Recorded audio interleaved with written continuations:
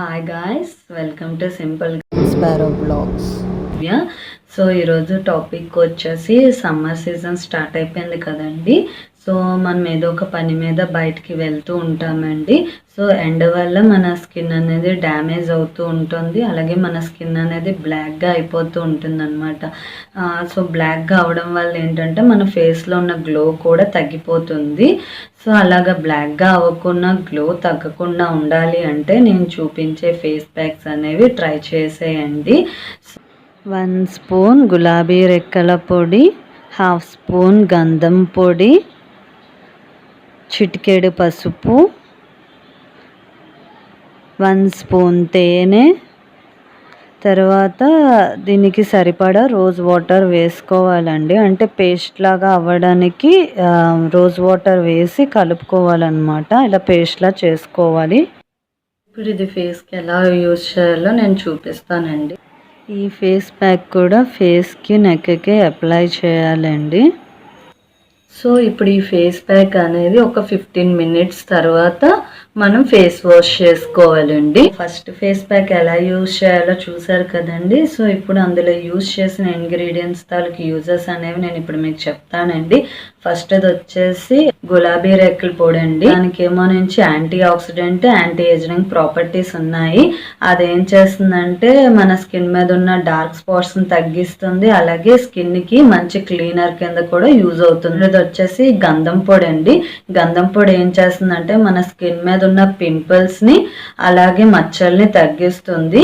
ఇది skin smooth గా ఉండడానికి కూడా యూజ్ అవుతుందండి. నెక్స్ట్ దీనికి ఏమో నుంచి anti tanning, anti ageing, anti oxidant ఈ 3 ప్రాపర్టీస్ ఉన్నాయండి. థర్డ్ది వచ్చేసి రోజ్ వాటర్ అండి.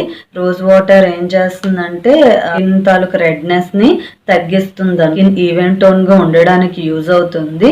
దీనికి anti bacterial, anti inflammatory properties ఉన్నాయండి. ఫోర్త్ది వచ్చేసి హనీ. హనీ ఏం చేస్తుంది, అసలు ఉన్న డస్ట్ ని రిమూవ్ చేస్తుంది అనమాట హనీ అనేది. తర్వాత దీనికి antiseptic, anti bacterial, anti accident ఈ 3 ప్రాపర్టీస్ హనీకి ఉన్నాయండి. తర్వాత లాస్ట్ది వచ్చేసి పసుపు. పసుపుకి కూడా antiseptic, anti bacterial, anti oxidant, anti inflammatory 3 properties పసుపుకు ఉన్నాయండి.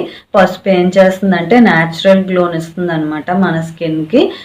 బియ్యం పిండి 1 స్పూన్, 1 స్పూన్ తేనె, పాలు 1 స్పూన్. ఇప్పుడు వీటిని కలుపుకోవాలన్నమాట ఇలా పేస్ట్ లాగా. ఈ ఫేస్ ప్యాక్ ఎలా యూజ్ చేయాలో ఇప్పుడు చూద్దాం. ఈ ఫేస్ ప్యాక్ కూడా మనం ఫేస్కి నెక్కి అప్లై చేసుకోవాలండి. ఇప్పుడు ఈ ఫేస్ ప్యాక్ అనేది డ్రై అయినంత వరకు మనం వెయిట్ చేయాలండి. సో ఒక 15 మినిట్స్ తర్వాత ఫేస్ ప్యాక్ అనేది డ్రై అయిపోయిందండి.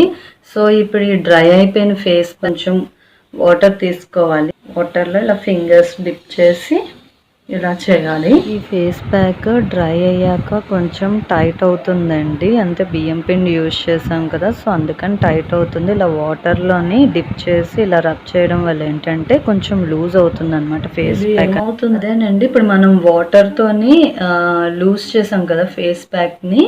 సో ఇప్పుడు మనం ఫేస్ వాష్ చేసుకోవాలి. సెకండ్ ఫేస్ ప్యాక్ ఎలా యూజ్ చేయాలో చూసారు కదండి. సో ఇప్పుడు అందులో యూజ్ చేసిన ఇంగ్రీడియంట్స్ తాలూకు యూజెస్ చూద్దామండి.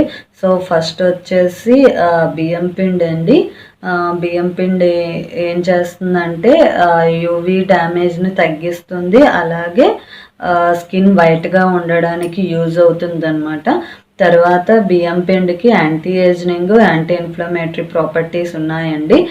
సెకండ్ వచ్చేసి మిల్క్ అండి. మిల్క్ ఏంటంటే మన స్కిన్కి న్యాచురల్ క్లీనర్ కింద యూజ్ అవుతుంది అనమాట.